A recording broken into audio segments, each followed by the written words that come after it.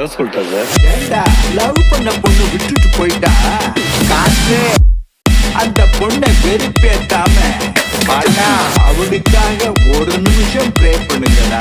கட்டு அவ பேரண்ட்ஸுக்காக ப்ரே பண்ணுங்க, ப்ரே பண்ணுங்க. என் வீட்டுல நான் இருந்தேனே, எதிர் வீட்டுல அவ இருந்தாலே, லவ் டார்ச்சர் பண்ண எனக்கு தெரியல. அவ டாடி அவ மம்மி, அவ டாடி அவ மம்மி.